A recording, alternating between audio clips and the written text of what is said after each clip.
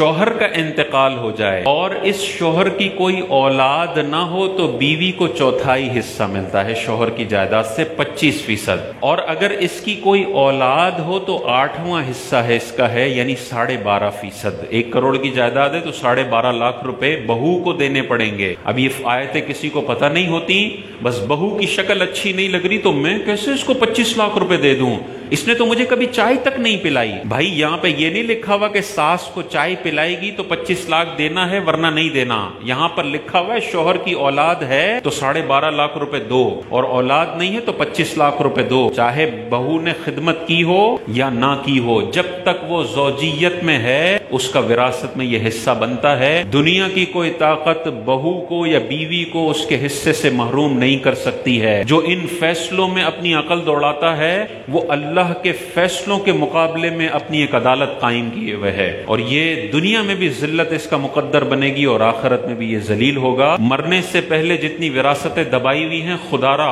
بہنوں کی بہنوں کو دے دیں، بہوؤں کی بہوؤں کو دے دیں۔ ابا جی نے اگر اپنے بیٹے کی بیوی کی وراثتیں دبائی ہوئی ہیں خدا را دے دیں، وہ جتنی بھی بدتمیز تھی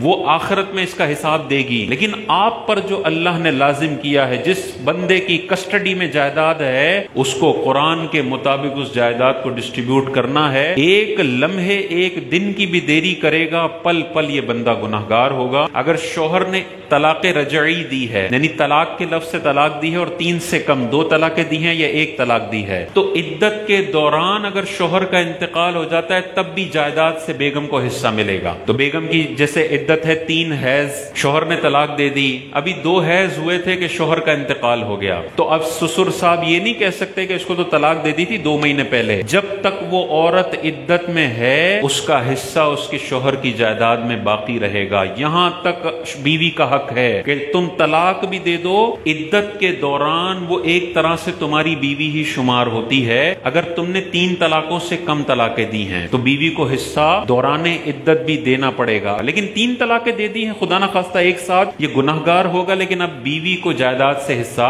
نہیں ملے گا۔ اچھا، بعض اوقات اپنی بیوی کو وراثت سے محروم کرنے کے لیے بندے کو بیماری لاحق ہوئی بھی ہوتی ہے اور اس کو لگتا ہے یار 2 مہینے میں مر جاؤں گا، اور وہ جان بوجھ کے اپنی بیوی کو وراثت سے محروم کرنے کے لیے مرنے سے 1 مہینہ پہلے طلاق دے دیتا ہے۔ تو اب یاد رکھیے، اگر اس نے مرض الموت میں، جس مرض میں اس کی موت واقع ہوئی ہے، اس میں اگر یہ اپنی بیوی کو طلاق دیتا ہے تو چاہے 3 طلاقیں دے دے چاہے طلاق بائن دے دے، جب تک عدت کا دورانیہ چلتا رہے گا اس کو وراثت میں سے حصہ ملے گا۔ عدت ختم ہو جاتی ہے، اب اس بیوی کا کوئی حصہ نہیں ہے، اب یہ بیوی نہیں ہے، اب یہ اجنبی ہے۔